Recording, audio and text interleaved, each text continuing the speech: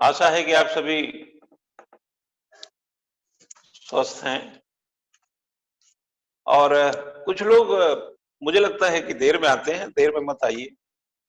आज मैं गवर्नेंस की अगली पीढ़ी की बात का कहने का तात्पर्य है कि मैं आपको एक जो एडमिनिस्ट्रेशन है, हिमांशु जी अभी कट करिए, 2 मिनट में मार्कर लाता हूं। तो जैसे मैंने बताया कि अगली जो क्लास की एक अगली पीढ़ी है, शासन के बाद प्रशासन, आज मैं उसे 3 बिंदुओं पर जिक्र करने की कोशिश करूंगा। देखता हूं कहां तक पहुंचते हैं। एक तो आपको मैं प्रशासन बताऊंगा, निजी प्रशासन बताऊंगा,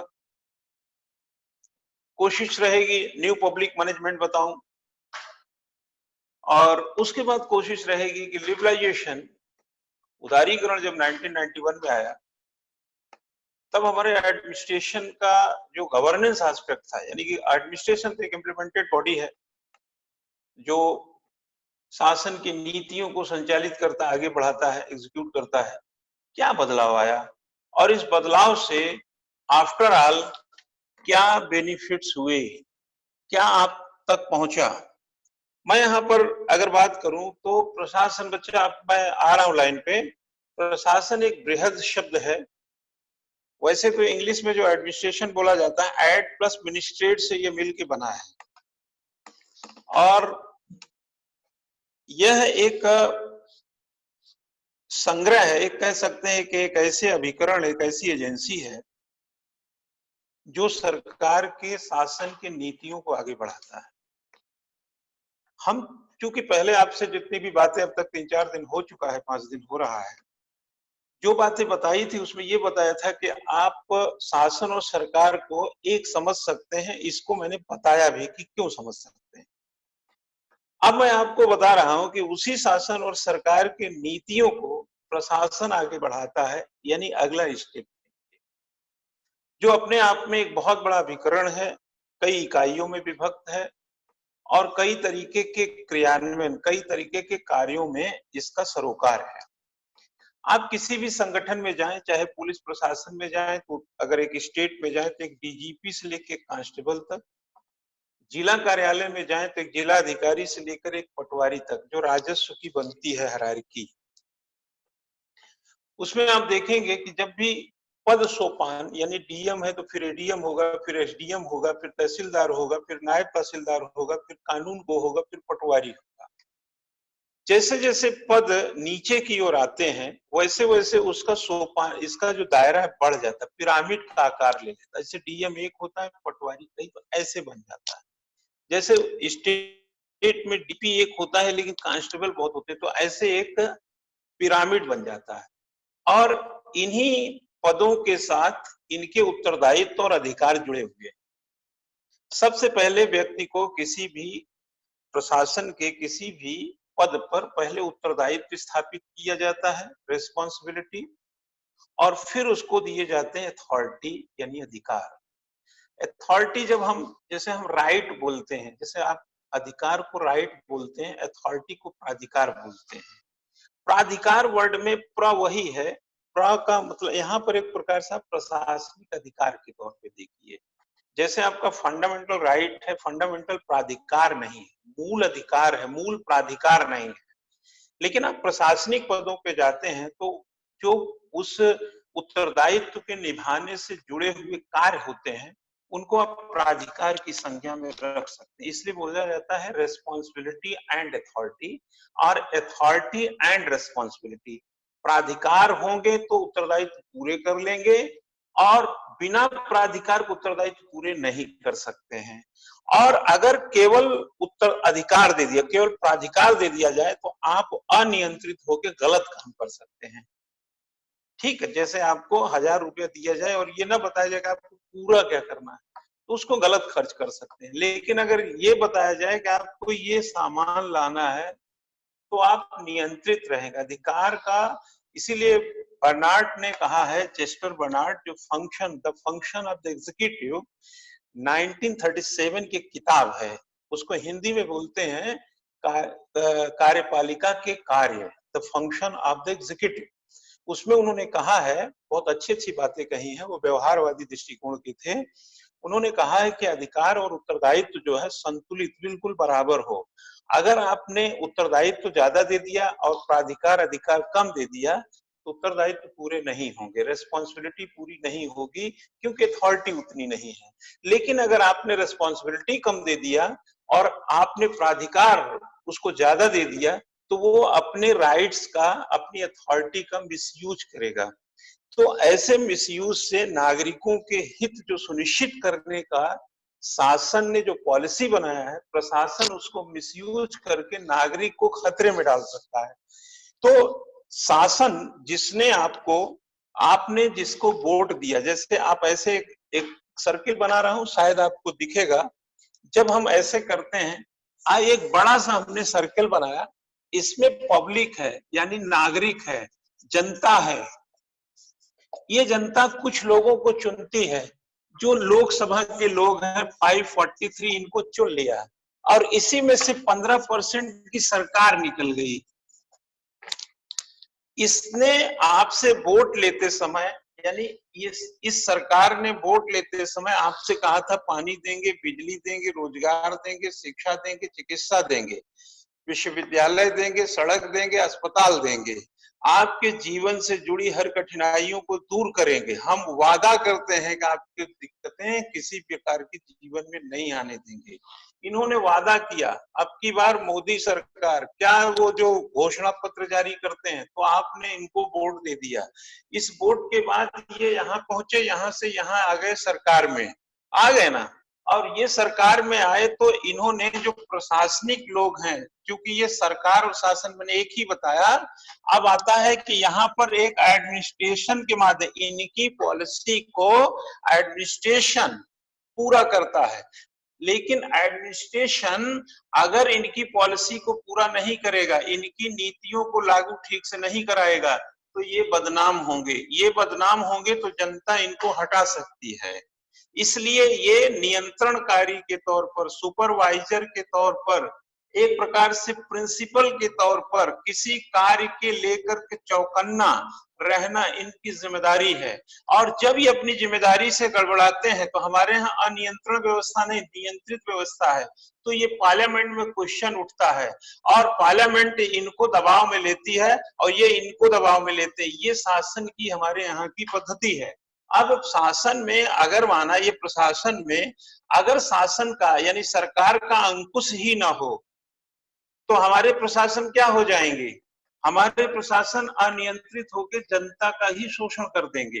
वो जनता जो यहाँ पर 136 करोड़ है, जो 90 करोड़ मतदाता है, जिसने इनको सरकार बनाया, शासन बनाया कि हमारे ऊपर आप शासन करिए, और यही क्या कर रहे हैं, अपने प्रशासन को अनियंत्रित होने दे रहे हैं, तो इससे जनता का शोषण हो जाएगा, जनता परेशान होगी। तो जनता क्या करेगी? कहेगी आने दो चुनाव, फिर बताता हूं।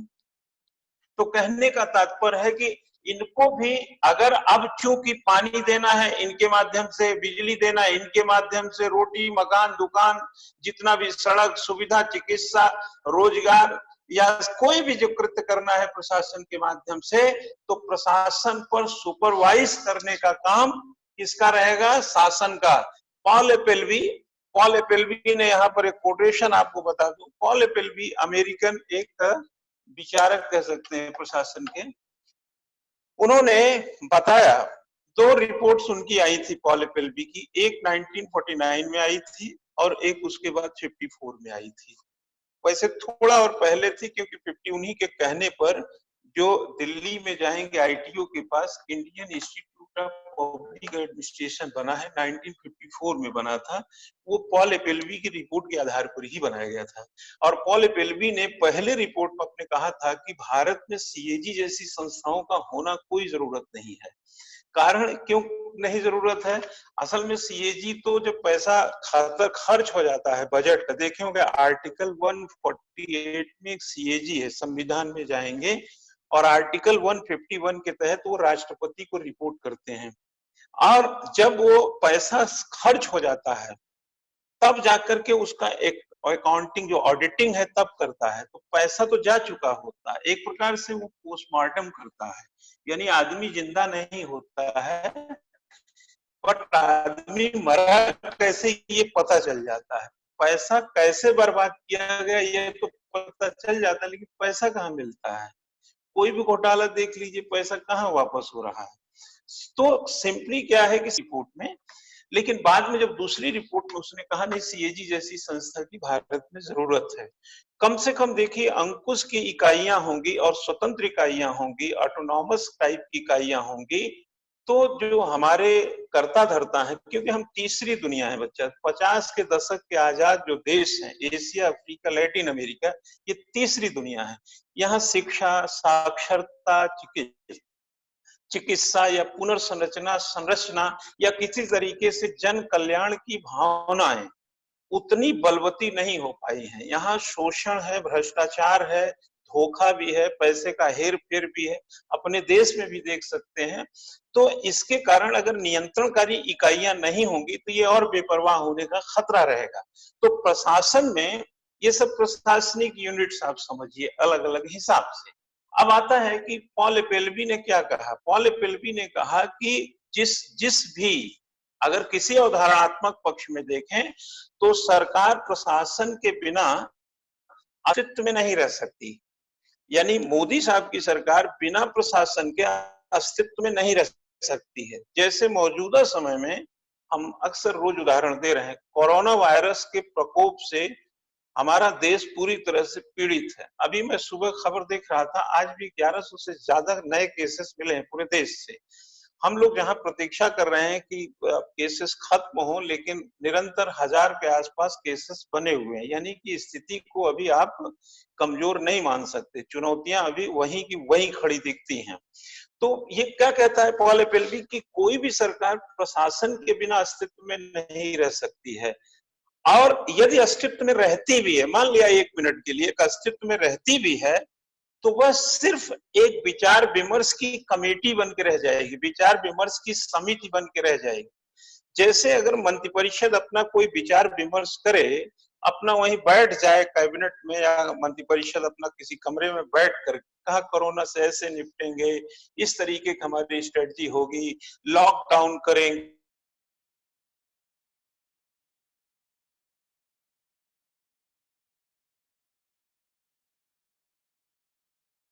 तब क्वारंटाइन करने के लिए हम उसकी व्यवस्था सोच लें। लेकिन प्रशासन, अगर प्रशासन वहां पर साथ ना दे तो ये सिर्फ बातचीत करने का एक कारोबार होकर रह जाएगा। तो आफ्टर ऑल जो हमारी सरकारें होती हैं ये प्रशासन पर टिकी होती हैं, और प्रशासन इसीलिए कहा जाता है जिसका प्रशासन अच्छा उसकी सरकार अच्छी। सरकार अच्छी कब हुई? जब प्रशासन अच्छा होगा। और प्रशासन अच्छा कब होगा? जब सरकार का सुपरविजन अच्छा होगा।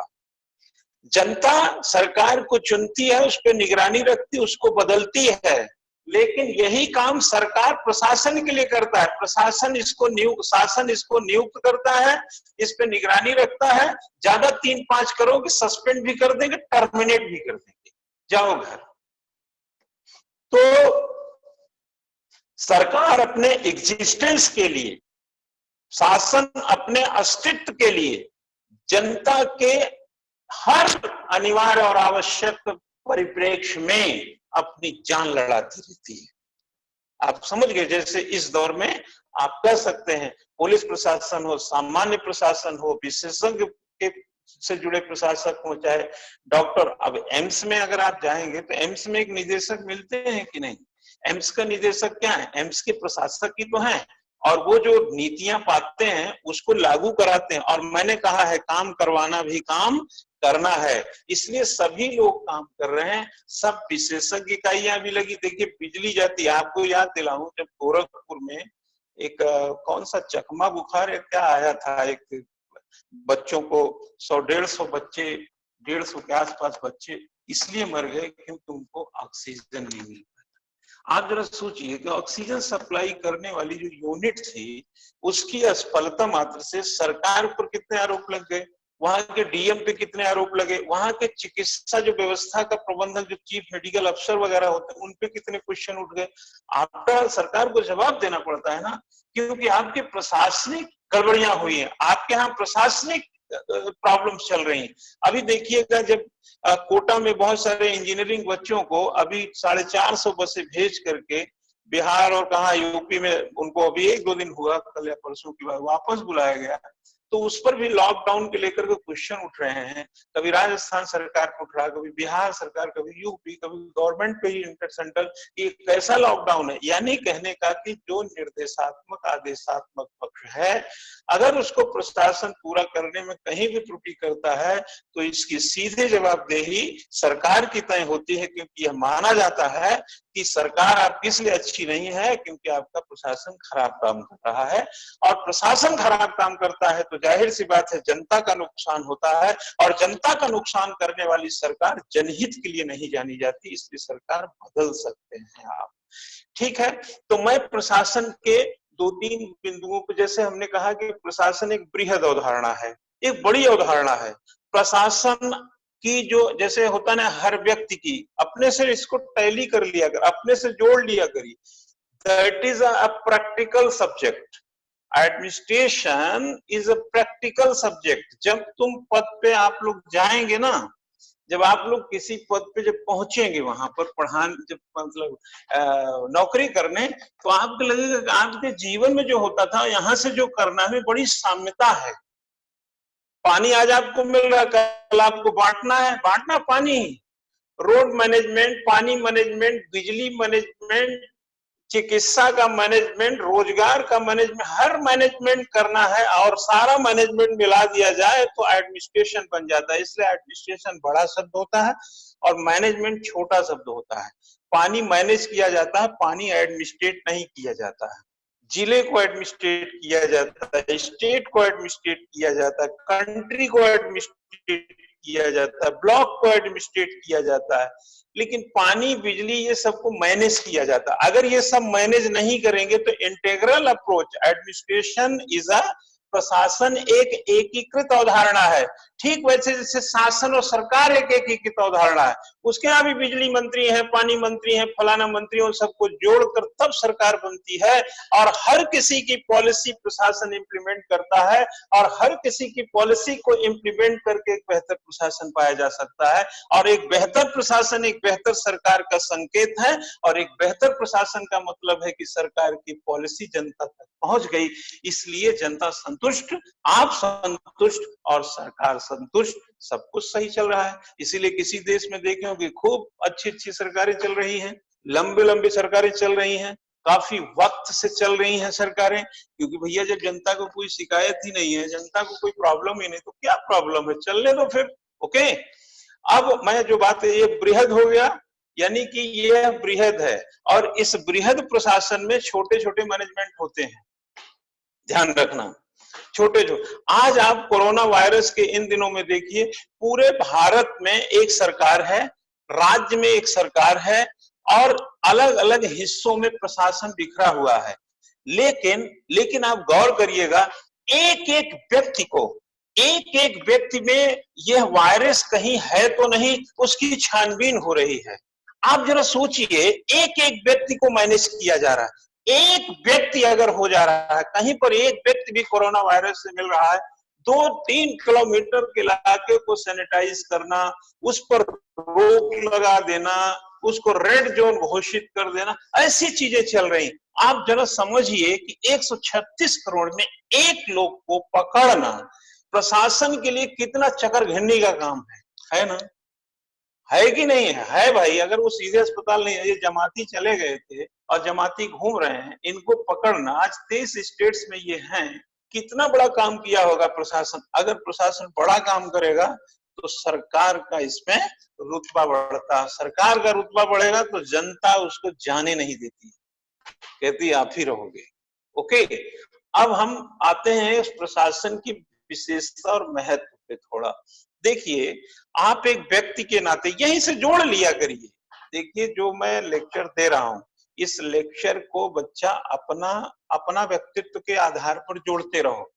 एग्जामिनर को आप तर्क संगत तरीके के, इसीलिए हम लोग कहते हैं बॉन्डेड रेशनलिटी।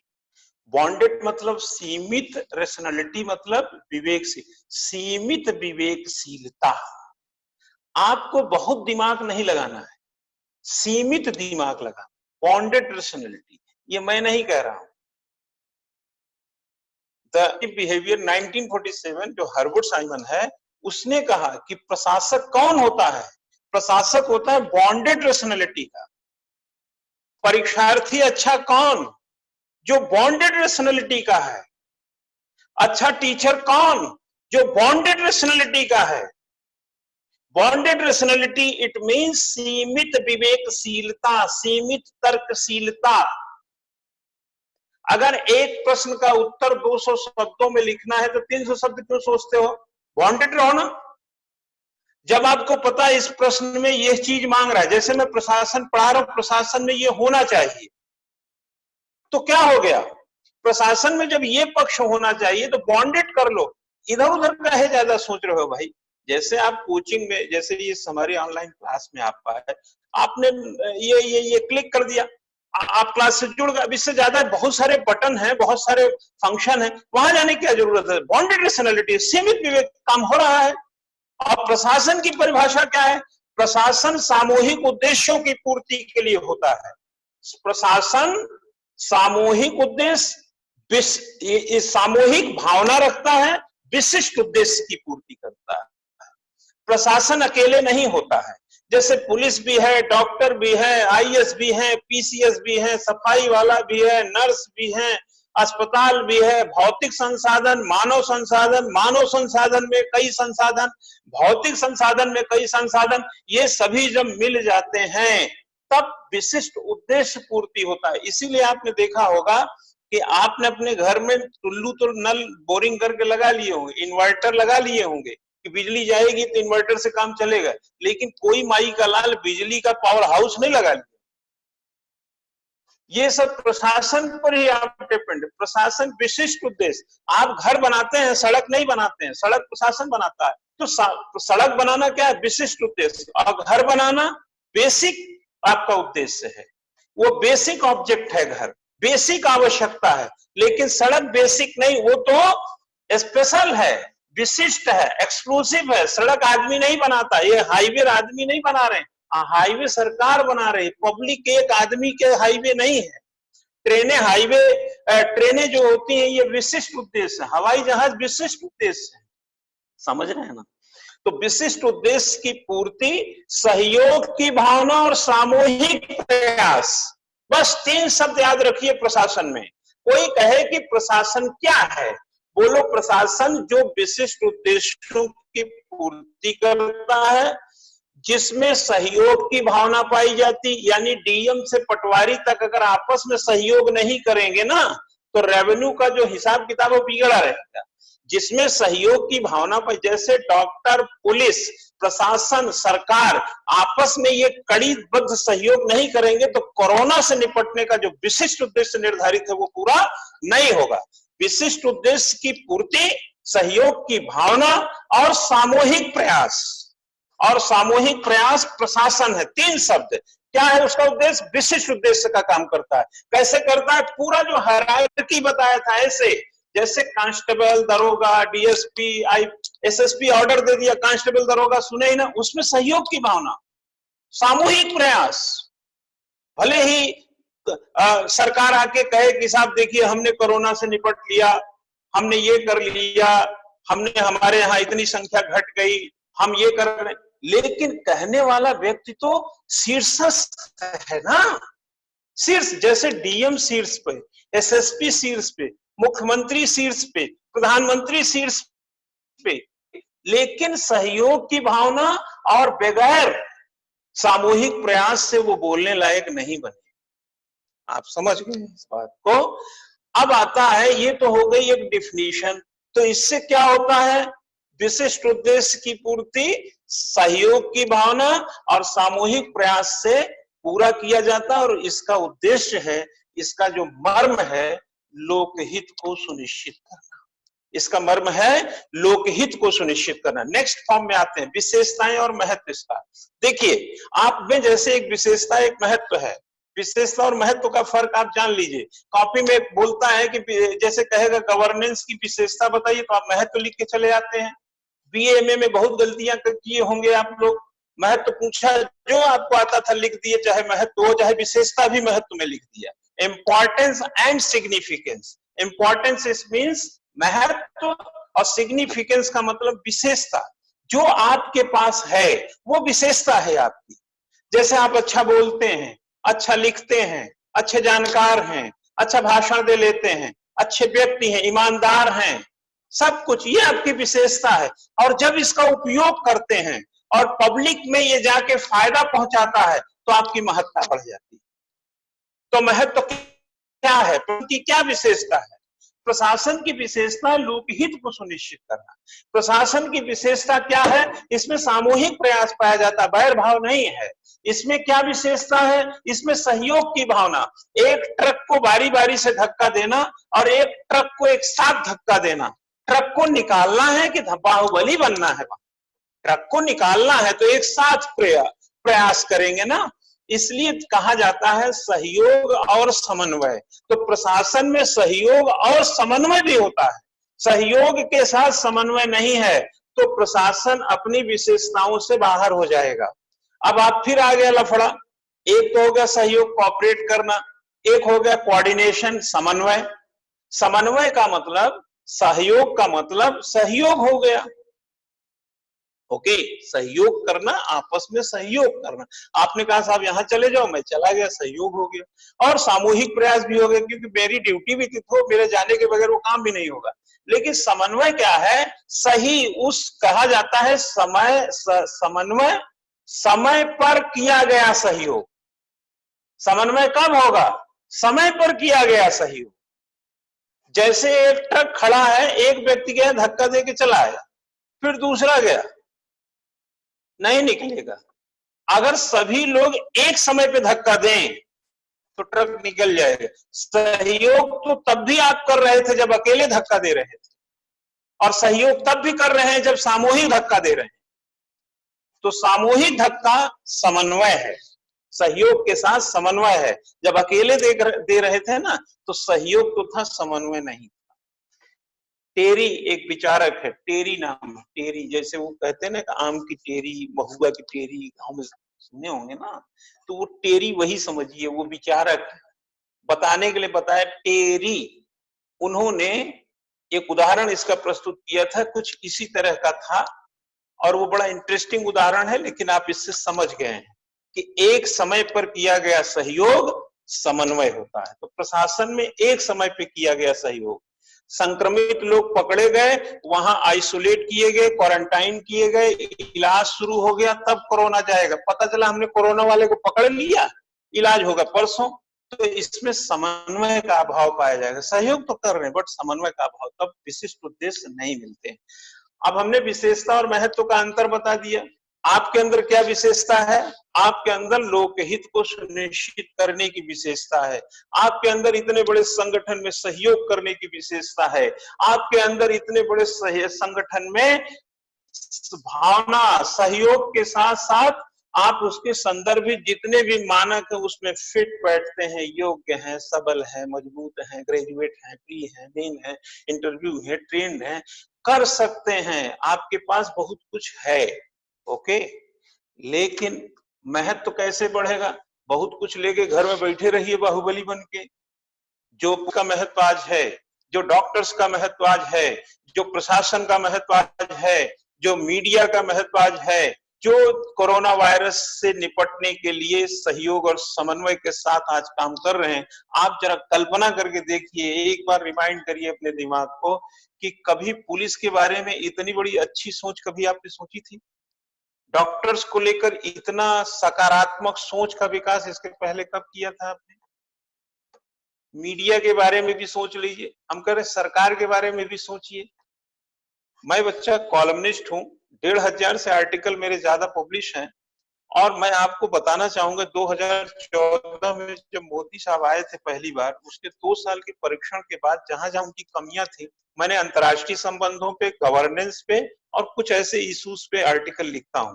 तो जैसे संविधान वगैरह इन सब चीजों, जैसे लोकपाल हो जाए, संविधान में कुछ आरक्षण हो जाए, ऐसा तमाम चीज कभी कभी मन हुआ तो सोशल इश्यूज पे भी लिखता हूँ। और मैंने बहुत सारी वैदेशिक नीतियां जो भारत की थी उनको छोड़ करके जितने इनर पॉलिसीज थी, जैसे बेरोजगारी की बात हो, किसी अन्य तरीके की समस्या की बात हो, रूल रेगुलेशन में कोई प्रॉब्लम हो, अपेक्षाओं पे सरकार जहां खरी नहीं उतरी, मैंने आलोचनाएं बहुत लिखी, बहुत आलोचना लिखा। लेकिन आज मौजूदा समय में आप क्या मुझे बता सकते हैं कि मैं सरकार के इनर पॉलिसी की कौन सी आलोचना लिखूं? आज नहीं लिख सकते।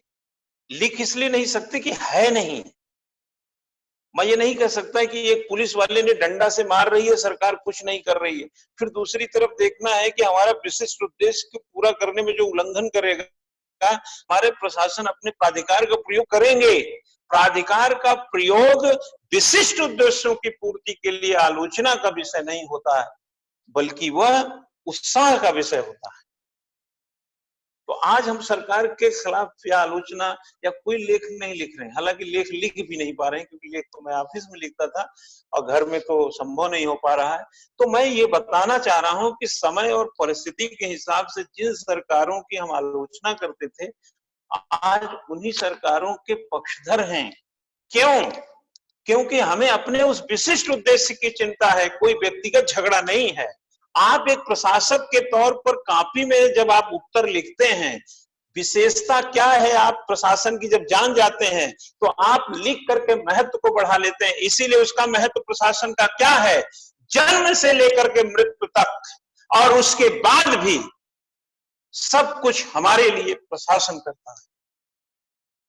सब कुछ हमारे लिए प्रशासन करता है। जन्म होता है, जन्म का बर्थडे सर्टिफिकेट आप जाके देखिए, कई लोग हॉस्पिटल में आज भी जन्म ले रहे होंगे, लेकिन आप जरा पूछिए उस हॉस्पिटल को किसने बनाया। अगर वो हॉस्पिटल नर्सिंग होम है तो उस नर्सिंग होम को किसने लाइसेंस दिया। जरा जाके पता करिए कि जो सुविधाएं लॉकडाउन के दौर में पुलिस वालों ने आपको हॉस्पिटल पहुंचा दिया, वो किसके आदमी हैं। और जब वो बच्चा बड़ा होता है, उसको देखिए कितनी बड़ी फहरिस्त होती है टीके की, खसरा का, इसका, उसका, फलाना ढिमका टीका लगता रहता है। पल्स पोलियो का अभियान चलाया जाता है कि पोलियो ना हो, 2 बूंद जिंदगी की। उससे हमारी 5 साल के पहले जो पोलियो के लिए कितने ड्रॉप पी चुके होते हैं। उसके साथ साथ आप जाके, जैसे ही आप 4-5 साल के हुए, स्कूल बने होते हैं। किसने बनाए स्कूल? या तो बनाया है या तो लाइसेंस। मैंने कहा ना, काम करना या काम करवाना, या शिक्षा देना या शिक्षा दिलवाना, दोनों सरकार की ड्यूटी है। तो प्राइवेट स्कूल में जो शिक्षा है वो भी सरकार के लाइसेंस से ही मिल रही है। CBSE board, ICSE board, UP board, बहुत सारे एडेड कॉलेज, प्राइवेट कॉलेज, सरकारी कॉलेज, सरकारी सरकार ने बनाया। बाकी कॉलेजेस को सरकार ने क्या किया, एड दे दिया। बाकी सरकारों को सरकार ने परमिशन दे दिया, आप चलाइए, पढ़ाइए बच्चों के, भारत के नागरिक इन होनहारों नौनिहालों को। तो ये सब चीजों का समावेशित करके क्या किया, प्रशासन हमारी जिंदगी में दखल देता रहा। जब आप बड़े हुए ना, हाई प्राइमरी सेंटर कॉलेज गए, विश्वविद्यालय में, किसने बनाया? फिर वही प्रक्रिया है, हर जगह प्रशासन मिलेगा आपको। और नौकरी करने गए, किसने नौकरी दिया? उसी सरकार प्रशासन ने दिया। कौन सैलरी दिया? उसी सरकार प्रशासन ने दिया। आपने प्लॉट खरीदा, रजिस्ट्री कहां कराया? प्लॉट का परमिशन उसने दिया, घर बनाने का परमिशन दिया, पानी बिजली उसका उपयोग करते हैं।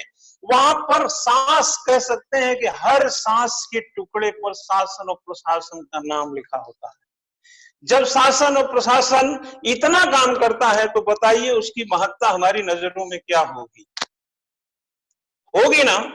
डॉक्टर बने, इंजीनियर बने, अपने घर में एक भी विद्यार्थी बता दे कि उसके पिता ने उसके लिए इंटर कॉलेज बनाया, उसके पिता ने उसके लिए क्रिकेट का ग्राउंड बनाया, उसके पिता ने उसके लिए घर बनाया। यार, घर बनाया, टीवी खरीदा, गेहूं चावल लाया, रोटी बनाया, खिलाया, सब कुछ तो ये किया, लेकिन स्कूल नहीं बनाया। और स्कूल में आपने doctor, engineer, IAS, collector, PCS सब बन गए, और इतराते फिरते हैं। अरे सब किसकी वजह से हुआ? प्रशासन की वजह से। तो हमारी जिंदगी में जन्म लेने से लेकर माँ के पेट में जब बच्चा होता है ना, तभी से माँ को टीका लगने लगता है।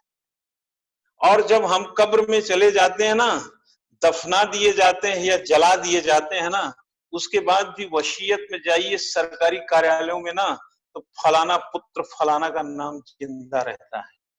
कहने का तात्पर्य है कि हर सांस में सरकार और प्रशासन निवास करती है।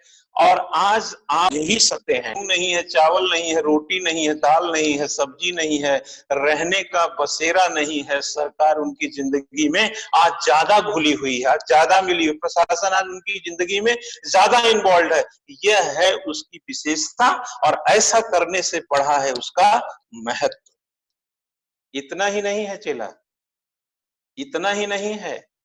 आतंकवाद से मुक्ति, अलगाववाद से मुक्ति, चोरों से मुक्ति, डकैतों से मुक्ति, बलात्कारियों से मुक्ति, हमारे घर की सुरक्षा, हमारी सुरक्षा, पुलिस स्टेशन के माध्यम से, प्रशासन के माध्यम से, दुकानों को मॉल देकर, सिनेमा हॉल को लाइसेंस देकर, बाजार देकर, सबने इन सबको लाइसेंस देकर हमारी जरूरतों को, हमारे एंटरटेनमेंट को, हमारी एसेंशियल जो पोजीशंस हैं, हमारी जो एजुकेशन है, हमारी जो चिकित्सा, सबको समग्र रूप से हमारे जीवन में उतार करके प्रशासन ने अपनी विशेषता दिखाई, और इसी विशेषता के कारण उसकी महत्ता बढ़ी।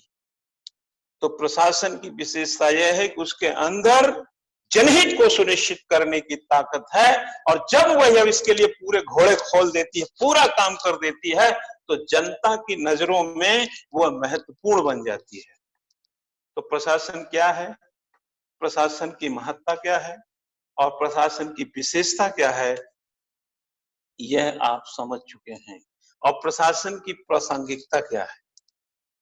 आज के दौर में जो दुनिया इस वायरस, जो मौजूदा कोरोना वायरस से लड़ रही है, इससे झांक के देख लीजिए कि उसका रिलेवेंस क्या है। जाके अमेरिका से पूछिए, 35 करोड़ का अमेरिका में 40,000 लोग मर चुके हैं आज की तारीख।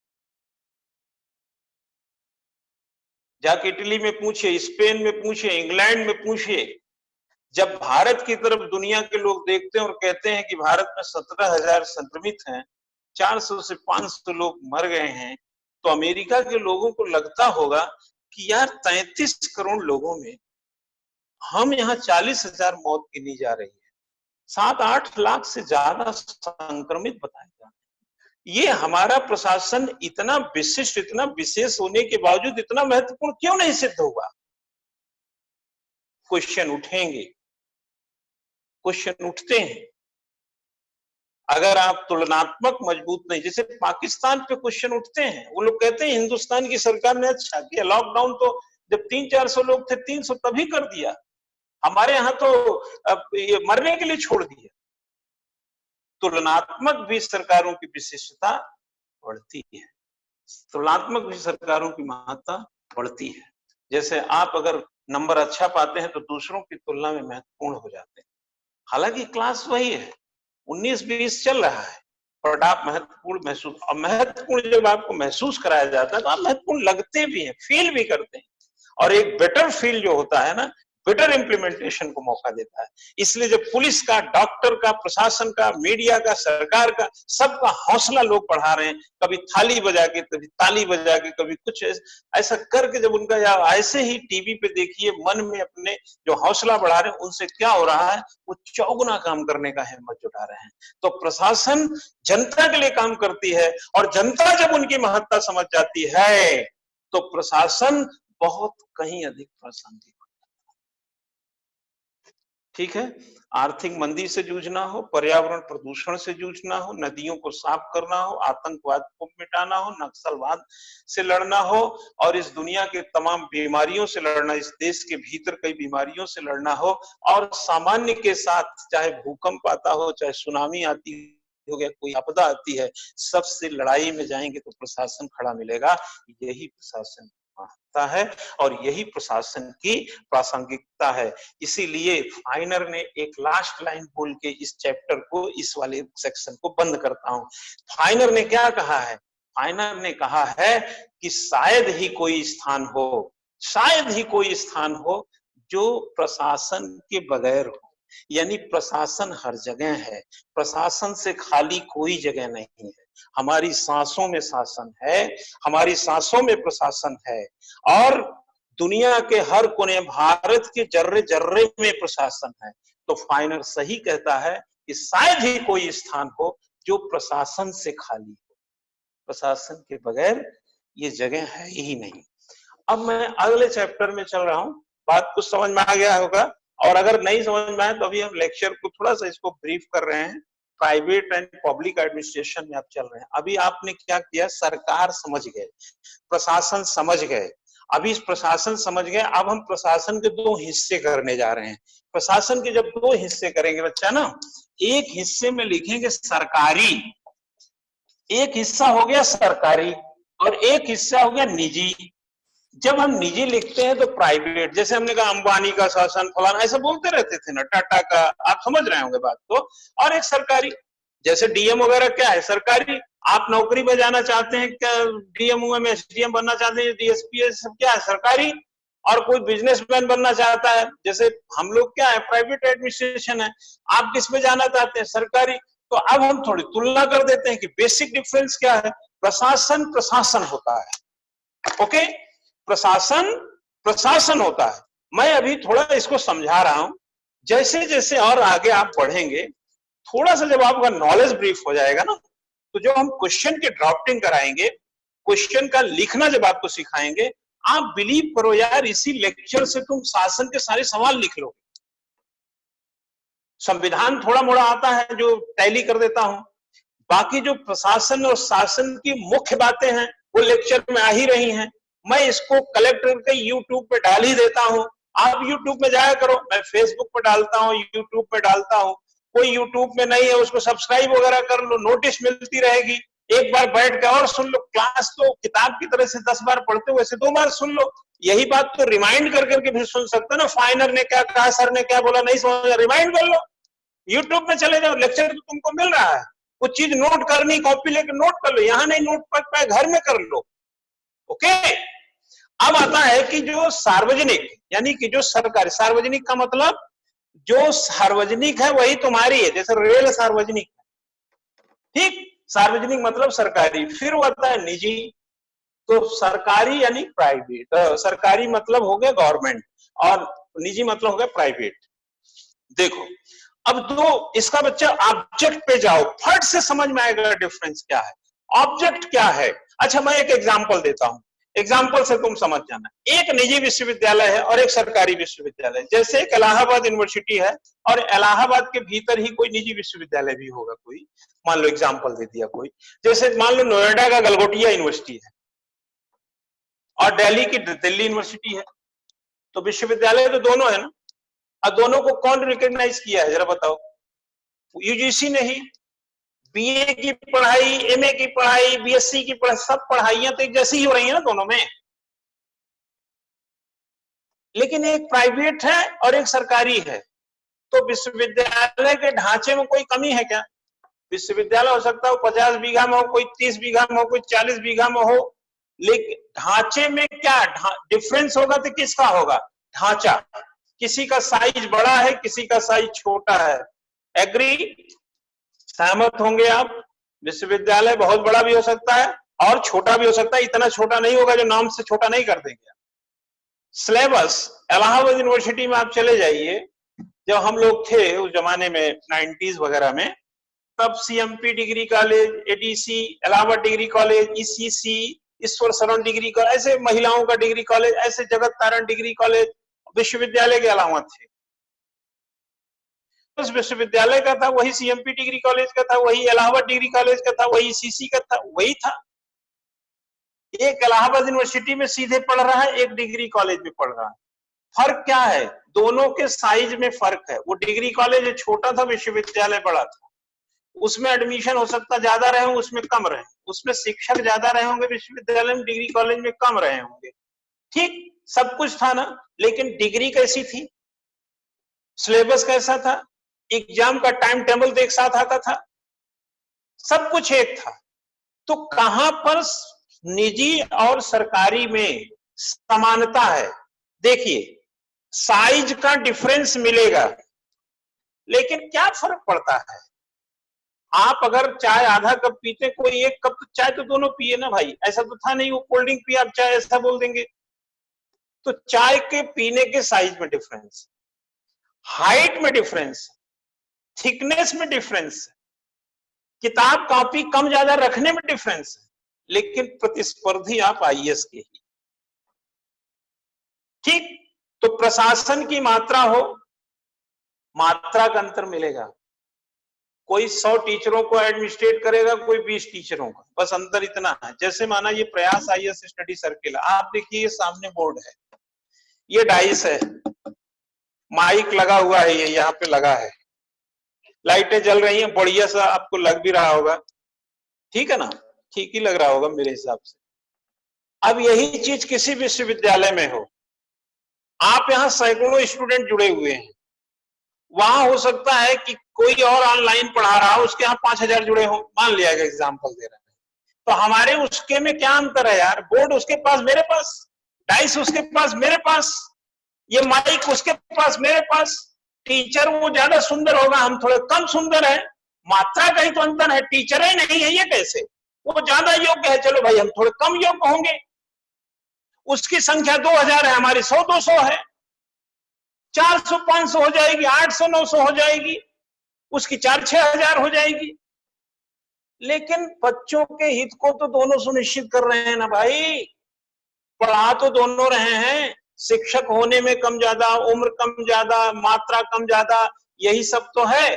तो निजी और सरकारी में क्या है? निजी और सरकारी में अगर बेसिक डिफरेंस है, तो जैसे मैं उस इंस्टीट्यूट का करूं, उसके यहाँ बच्चे बहुत होंगे तो पैसा ज्यादा पाएगा, हमारे यहाँ नहीं होंगे तो नहीं मिलेगा, कम होंगे तो बहुत कम मिलेगा। तो अंतर किसका? पैसे का। यहाँ भी फीस का भी अंतर कम अंतर मात्रा का ही हुआ। अब आती है बात यहाँ कि निजी कोई भी व्यक्ति, अंबानी आपको जियो क्यों देंगे और सरकार आपके अकाउंट में 500 रुपया क्यों देगी? यही अंतर समझिए। सरकार किसानों के अकाउंट में पर मंथ 500 देती है, 3 महीने 4 महीने 2000 देती है, और 3 महीने में 400-500 रुपया देते हैं तो अंबानी जी जियो देते हैं।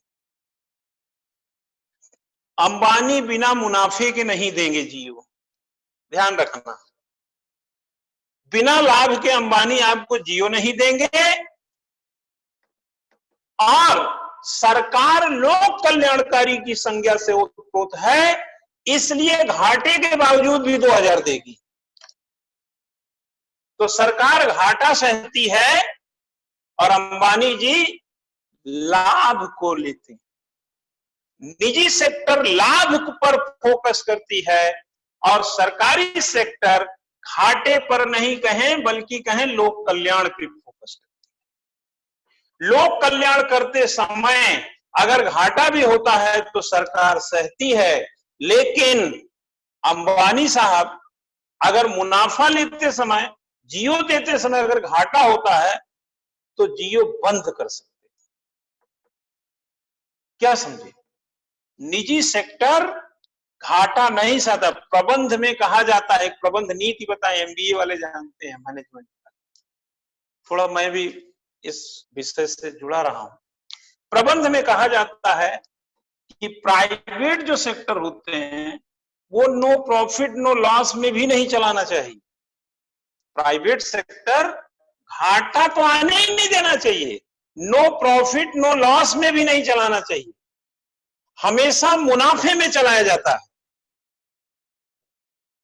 लेकिन सरकारी सेक्टर लोक कल्याण से अभिप्रेत होते हैं, मोटिवेट होते हैं, लोक कल्याण उनकी रग रग में, उनके नर्वस सिस्टम में होते हैं, इसलिए जनता अंतिम लाइन में, अंतिम खड़ा व्यक्ति, गांधी का कंसेप्ट है अंतिम व्यक्ति का भी उदय, अंत्योदय, सर्वोदय कंसेप्ट जानते हैं ना?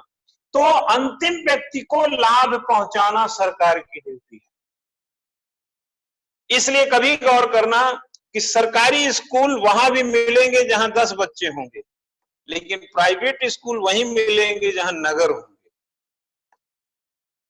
सरकार अपने विशेषता को कम नहीं करती कभी भी, किसी परिस्थिति में कभी नहीं कम।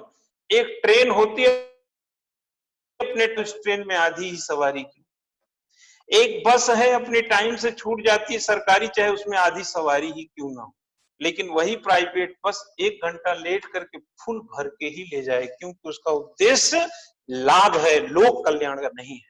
लेकिन बच्चा, मैं यहां पर एक डिफरेंस फिर कर दूं। क्या आपके अपने मन में क्वेश्चन उठाए कि क्या कोई भी निजी सेक्टर केवल लाभ के आधार पर जनता में टिक सकता है? और क्या कोई सरकार केवल लोक कल्याण बांट करके, केवल घाटा सह करके पूरी सरकार चला सकती है? नहीं, दोनों का जवाब नहीं। सरकारें आपसे, हमसे प्रॉफिट भी लेना चाहें, जैसे पेट्रोल है, अगर रेट गिरता है फिर भी सरकार पेट्रोल उस पर उसी रेट पे देती हैं, तो सोचती हैं कि थोड़ा सब्सिडी या सुविधा पहले देते रहे, थोड़ा मौका मिला है ले लेते हैं, उन्हीं के काम आएगा।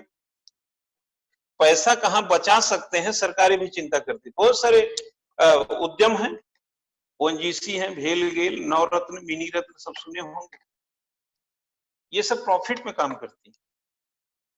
प्रीमियम ट्रेनें, जिसको प्राइवेटाइजेशन करने की चर्चा चल रही थी, बड़ी आलोचना हो रही थी, बहुत सारी चीजों को डिसइन्वेस्ट करने की बात हो रही थी, चर्चा चल रही थी, टीएचडीसी वगैरह बहुत सारी परियोजनाएं जो कि प्रॉफिटेबल हो उसको डिसइन्वेस्ट करने की बात हो रही थी, विनिवेश करने की बात हो रही थी।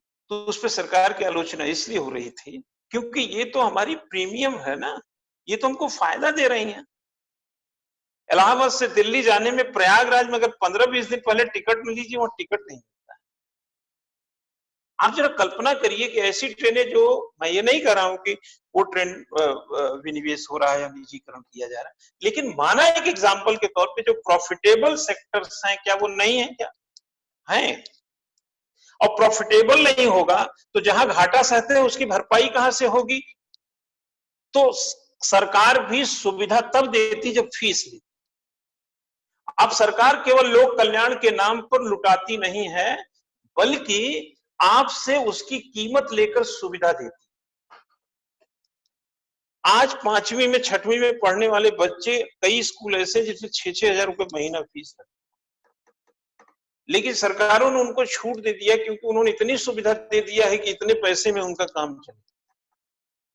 तो शिक्षा, इसीलिए शिक्षा, आप इंजीनियरिंग कॉलेज में चले जाइए, 1-1 लाख रुपए एक सेमेस्टर की पढ़ाई के लगते हैं, और सरकार ने उसी इंजीनियरिंग कॉलेज को परमिशन दिया, उससे पैसा लिया, फीस लिया है उसको मान्यता देने का। क्या उसको नहीं पता है कि 1 लाख रुपए एक सेमेस्टर की फीस है? और जबकि शिक्षा सबके लिए जरूरी है, इंजीनियर डॉक्टर बनना तो चाहिए। मैं इंटरनेशनल सेंटर दिल्ली में बोल रहा था कि भाई सरकारी एम्स वगैरह जितने भी इस तरह सरकारी कॉलेज है, वहीं तो फीस कम है, नहीं तो कहीं कहीं तो 12-12 लाख रुपए पर ईयर फीस है एमबीबीएस बनने के लिए। 4-4, 5-5 लाख तो कॉमन फीस है। तो कॉमन मैन कहां से अपने बच्चों को डॉक्टर बनाएगा? लेकिन उसी मेडिकल कॉलेज को सरकार ने फीस लेके सर्विस दे रही, वो सर्विस दे रहे हैं फीस देकर के, लेकिन जो सर्विस लेने जा रहा है, जो कॉलेज में एडमिशन लेने जा रहा है, उसकी तो पैसे ही नहीं उसके पास। तो कहीं ऐसा ना हो कि एक एलीट क्लास में एजुकेशन जा रही है और एक क्लास डिफीट खा रहा है। तो डिफीट और एलीट का अगर कल्चर पैदा हो गया तो गवर्नमेंट ऑफ फेलियर कहलाएगा, प्रशासन फेल माना जाएगा। इसलिए कहा जाता है यदि सभ्यता नष्ट हुई तो ऐसा प्रशासन के कारण होगा। ये डॉनहम ने कहा। जो वर्गीकरण की जब बात आती है, क्लासिफिकेशन की बात आती है, गरीबी अमीरी की बात आती है, बेरोजगारी गैर बेरोजगारी की बात आती है, और बेरोजगारों की संख्या अगर बढ़ रही है और प्रशासन ने अपनी नीतियों को सही नहीं की, नहीं साहब पोस्ट से पैसा जाएगा, वैकेंसी कम कर देते हैं, ये कर देते हैं, वो कर देते हैं, आउटसोर्सिंग कर लेते हैं, कुछ लोगों को ऐसे टेम्परेरी दे करके काम चला लेते हैं, तो यहाँ पर सरकार लोक कल्याण के लिए उतना अभिप्रेत नहीं मानी जाती। कहीं ना कहीं सरकार भी व्यवसाय करने लगी। अब आता है किसकी ओर चलेंगे, किसकी ओर चले, निजी की ओर। जाके साबुन बनाने वाली कंपनी को देखिए, क्या साबुन बनाने वाली कंपनी ऐसा कोई साबुन बनाया कि हाथ धोने के बाद हाथ ही खराब हो गए, हाथ धोने के बाद मैल हट गया। आज कहते हैं ना सैनिटाइज कीजिए, 20 सेकंड साबुन से हाथ धोइए, कह रहे हैं कि नहीं? आधा घंटा 1 घंटा में ऐसा करिए कोरोना वायरस से बचने के लिए। साबुन बनाने वाली कंपनियों ने हमसे प्रॉफिट लिया, लेकिन आज वही साबुन 20 सेकंड तक हर 1 घंटे 2 घंटे में हाथ धोते हैं तो हमारी लाइफ सुरक्षित है। तो वो लोग कल्याण नहीं कर रहे हैं। और फिर वो अपने यहाँ पैसा कहां से देगा, वो केमिकल का कहां से देगा, वो मैन पावर जो खर्च हो रहा है, जो इलेक्ट्रिक खर्च हो रही है, जो उसकी जगह का पैसा खर्च हो रहा है, कहां से देगा? अगर उसमें से 20 रुपए के साबुन में 5 रुपए का 3 रुपए का मुनाफा ले लिया और आपकी हेल्थ को सुरक्षित कर दिया, तो भैया ये तो सर्विस प्रोवाइडर है ना, वो सेवा प्रदाता है, आप उनके कस्टमर हैं, लाइफ बॉय है, जहां तंदुरुस्ती है वहां कह सकते हैं कि वो प्रॉफिट के साथ लोग कल्याण करते हैं। बात को बदल दीजिए थोड़ा सा, है ना? आपको तो काम चलाना है भाई। देखो ऐसा है ना, अतिवाद कहीं भी सही नहीं होता। किसी पर एकदम ऐसा आरोप लगाना, किसी पे एकदम सॉलिड छोड़ देना सही नहीं। आपको क्या कहना है मालूम है? दोनों में क्या कहना है? दोनों में कहना है कि दोनों के पक्ष जो हैं हर जगह कमोबेश मात्रात्मक अंतर लिए हुए हैं। कितना? क्वांटिटी में अंतर लिए हुए हैं, लेकिन जो उसका डिफरेंस पोर्शन है क्या है मैं वो बता रहा हूं। जो सरकार लोक कल्याण के लिए जानी जाती है वह लोक कल्याण के साथ मुनाफा भी लेती है, और जो निजी सेक्टर्स, जो निजी शासन प्रशासन लाभ के लिए जाने जाते हैं वो लाभ के साथ लोक कल्याण भी बांटते हैं। हम निजी सेक्टर के लिए उपभोक्ता हैं, गौर करना इस बात को। आगे जब न्यू पब्लिक मैनेजमेंट में चलूंगा तो बिल्कुल क्लियर हो जाएगा। जब हम साबुन खरीदते हैं, जब हुंडई की कार खरीदते हैं, जब टीवी खरीदते हैं, जब एसी खरीदते हैं, हम क्या होते हैं? उसके कस्टमर हैं, उसके ग्राहक हैं, ग्राहक करते हैं। वो हमें ग्राहक के तौर पर डील करता है, और ग्राहक के तौर पे जो हमें डील करेगा वो प्रॉफिट पहले लेगा, कल्याण बाद में करेगा। तो निजी में क्या होता है? प्रॉफिट पहले, कल्याण बाद में, क्योंकि हम उसके लिए भारत के नागरिक नहीं, ग्राहक हैं। और सरकार जो हमको सर्विस देती है उसमें पहले लोक कल्याण होता है, बाद में प्रॉफिट होता है, क्योंकि सरकार लोक कल्याण को प्रायोरिटी देगी, क्योंकि हम उसके लिए नागरिक हैं। नागरिकों के साथ कल्याण और ग्राहक से मुनाफा होता है।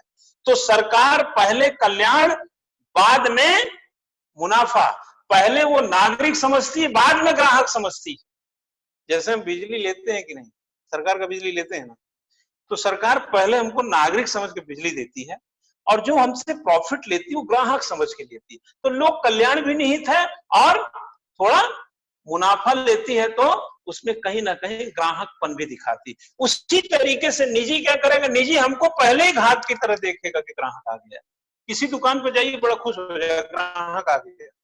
वो नहीं सोचेगा भारत का नागरिक आ गया। और जैसे ही वो सोचेगा कि ग्राहक आ गए, गौर करिएगा, जैसे वो सोचेगा कि ग्राहक आ गए तो सीधा अपना प्रॉफिट गिन लेगा। लेकिन प्रॉफिट के साथ क्या करेगा? हमारे कल्याण की चिंता किए बगैर उसको बार बार प्रॉफिट नहीं मिलेगा। इसलिए निजी सेक्टर भी प्रॉफिट के साथ कल्याण करते हैं। जब वो कल्याण करने लगे तो सरकार की तरफ जाने लगे, जैसे सरकार करती, कल्याण के तौर पर सरकार की तरफ। और कल्याण सरकार का निजी गहना है, कल्याण सरकार का निजी गहना है जो सार्वजनिक तौर पर पेश करती है। तो वो सरकार कल्याणकारी और निजी भी थोड़े कल्याणकारी तो काफी समीप हो गए। इसलिए बीएसएनएल और जियो में बहुत फर्क नहीं है, एयरटेल वोडा में बहुत फर्क नहीं है, कोरियर और पोस्ट ऑफिस में बहुत फर्क नहीं है, सरकारी बिजली प्राइवेट बिजली में बहुत फर्क नहीं, सरकारी बस प्राइवेट बस में कोई बहुत फर्क नहीं है। और इसी तरीके से हवाई जहाज से चलते हैं ना, तो सरकारी हो या प्राइवेट हो बहुत फर्क नहीं है। यानी कहने का मतलब है कि यहाँ पर खेल मात्रात्मक है, जहां पर अंतर है वो प्रॉफिट एंड वेलफेयर का है। और प्रशासन निजी हो या सरकारी हो, बिना लोक कल्याण के, बिना मुनाफे के पार्टी अलग अलग हो सकती है, चल नहीं सकती। ओके, चल नहीं सकती। तो आज आपने क्या सीखा? आपने प्रशासन सीखा, आपने महत्ता सीखी, आपने उसका विशेषता सीखा, आपने उसकी प्रासंगिकता सीखी, आपने प्राइवेट और पब्लिक एडमिनिस्ट्रेशन के बीच के डिफरेंस को सीखा। ये क्यों सिखा रहे हैं? ये सिखा रहे हैं क्यों? Governance depends on administration. जब आपके पिताजी कहते हैं बेटा बिजली का बिल जमा कर देना, तो फादर डिपेंड्स ऑन पुत्र। अगर बिजली का बिल आप जमा नहीं करेंगे तो लायबिलिटी बनी रहेगी। तो प्रशासन जो शासन की नीतियां उसको एग्जीक्यूट कर देता है, एग्जीक्यूट करके शासन की लायबिलिटी को, शासन को लायबिलिटी से मुक्त कर देता है। तो ये टूल्स हैं। Administration is AI tools of governance. Governance का एक हथियार है, एक उपकरण है, एक टूल्स है। कौन? एडमिनिस्ट्रेशन। लेकिन भाई एडमिनिस्ट्रेशन दो थे, एक सरकारी था, एक निजी था, एक जियो था, एक बीएसएनएल था। तो हमने दिया। आज देखिए हमारे पास भी जियो है।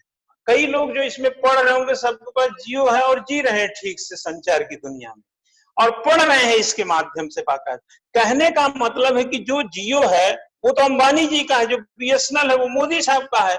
लेकिन दोनों हमारी जिंदगी में कल्याण का काम कर रहे हैं कि नहीं? पैसा तो बीएसएनएल भी ले रहा है, जियो भी ले रहा है। तो भाई साहब, जो वेलफेयर है वो सरकार है, जो प्रॉफिट वो प्राइवेट है।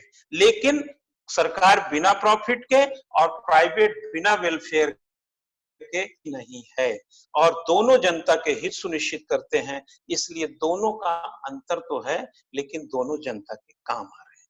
आज का लेक्चर तो पूरा स्वभाव था, भाव था, वो प्रशासन पर टिका था। अब हम शासन बताए, अब प्रशासन बताए। अब देखिए पूर्णता होती जाएगी, पूरक होता जाएगा। पहले पिताजी के बारे में बताए, फिर बच्चों के बारे में, उसके बच्चों के बारे में बताएंगे आगे। तो अगला हम न्यू पब्लिक मैनेजमेंट लेंगे, पब्लिक चॉइस अप्रोच लेंगे। अभी उदारीकरण के बाद जो चेंजेस आए उसको लेंगे। अब हम यहाँ पर क्लास को क्लोज कर रहे हैं। अगर कुछ जब लेते तो मैं इसका एक संतुलित दृष्टिकोण और आपको बताना चाहता हूँ कि संतुलित दृष्टिकोण ये है कि लोकहित के मामले में अब यह चीज तय हो गई कि जो चुनौती मिलेगी, उनसे जो भी चुनौती मिलेगी, जैसे आज के टाइम में जनता की सुरक्षा एक बड़ी चुनौती है। आप सभी बच्चों ध्यान से सुन रहे हो ना?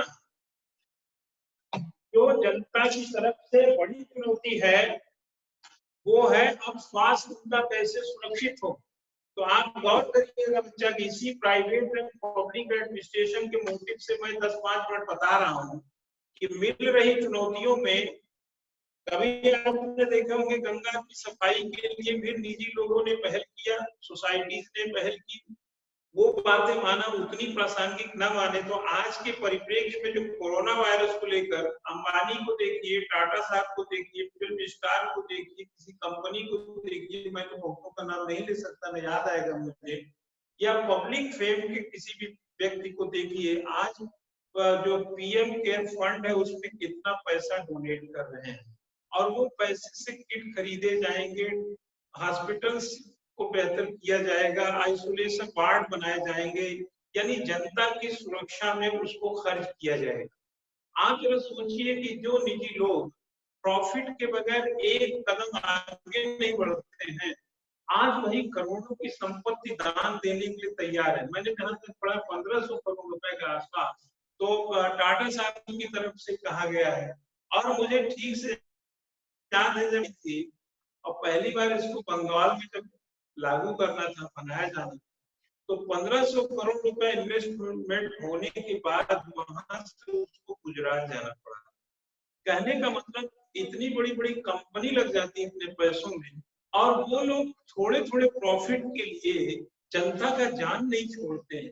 आज वही देश की आन बान शान और जन सुरक्षा को ध्यान में रखकर उसी पे कितना पैसा सरकार को दे रहे हैं, जो कि वो टैक्स का पैसा नहीं, उनका बचा हुआ पैसा अपने बचे हुए पैसे में से सरकार को दे रहे हैं कि देश की जनता को बचाएंगे।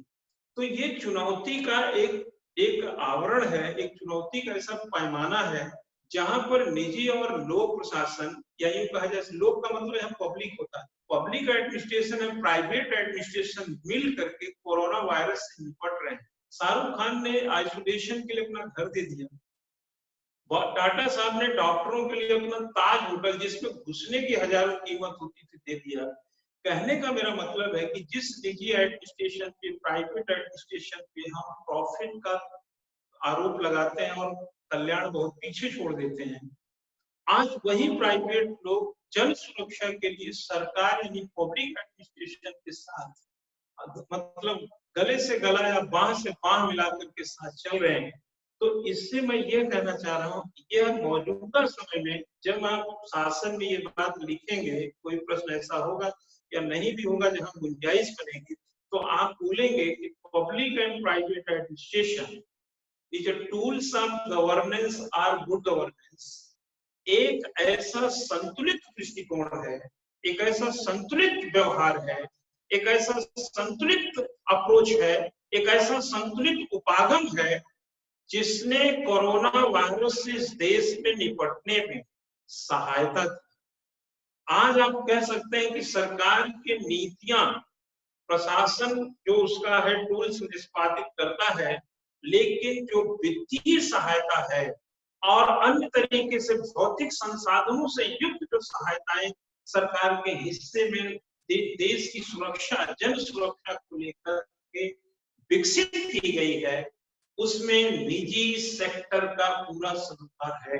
अब आप जरा सोचिए, एक बार कल्पना कीजिए, संयोग से हमको ये विषय ऐसे मौके पे पढ़ाने को मिला जब मैं निजी सेक्टर की बहुत बड़ाई कर रहा हूँ, और करने का अवसर भी है कि जो निजी सेक्टर रुपए भर फायदा बिना लिए कदम नहीं उठाता था, आज वो अपनी कमाई को जनहित में खर्च कर रहा है। आप बताइए, सरकार भी जनहित में पैसा खर्च कर रही है और टाटा से लेकर अंबानी भी जनहित में पैसा खर्च कर रहे हैं, तो सरकार यानी पब्लिक और प्राइवेट एडमिनिस्ट्रेशन में फाइनेंशियली तो कोई फर्क नहीं है। रही बात अन्य चीजों की, नियम की, कायदे की, विधि की, संरचना के, तो वो सब सरकार की जिम्मेदारी है और वो सरकार की जिम्मेदारी है, उसका निर्वहन उन्हीं को करना है। लेकिन कि कोई भी हिस्सेदारी, जो खास तौर से वित्तीय हिस्सेदारी, जो सबसे बड़ी हिस्सेदारी होती, कहते हैं ना कि जिस देश में जनता कमाती नहीं उस देश की सरकार गरीब होती है, क्योंकि कर नहीं मिलता उसको। इसलिए अंग्रेज औपनिवेशिक काल में देखे होंगे कि हमारे जो किसान थे उनके वो अनाज उठा ले जाते थे कर के रूप में, उनको लगान वगैरह जो चीजें होती थी उनके यहाँ खुद खाने को नहीं है, उसमें से उनको देना है। तो जरा सोचिए कि वो उनकी हालत कैसी रही होगी। आज भी अगर हम कमाएंगे नहीं, गरीब रहेंगे, समस्या में रहेंगे, तो इसमें कोई दुविधा नहीं कि राजकोष में जो संचित निधि है ना, उसमें भी पैसा नहीं रहेगा। तो संचित निधि में पैसा नहीं रहेगा तो मेज थपथपा करके एप्रोप्रिएशन बिल कैसे पारित करेंगे, विनियोग विधेयक कैसे पारित करेंगे, और अगर हम गरीब रहेंगे तो फिर मेज थपथपा के फाइनेंशियल बिल पारित कैसे करेंगे। एक पैसा निकालने का है, एक पैसा वसूलने का है, कैसे पारित करके आप पैसा कमा सकेंगे। इसलिए शासन सशक्त तब होती है जब प्रशासन जनहित को सुनिश्चित करता है। जनहित है शिक्षा, चिकित्सा और सुरक्षा, और वही शिक्षा, चिकित्सा, सुरक्षा पाने के बाद जब जवान होते हैं, युवा होते हैं, कमाते हैं, तो कोष में उल्टा पैसा भरते हैं, तब परियोजनाएं चलती हैं, तब कोरोना वायरस से निपटने के लिए हमारे पास पैसे भी रहते हैं।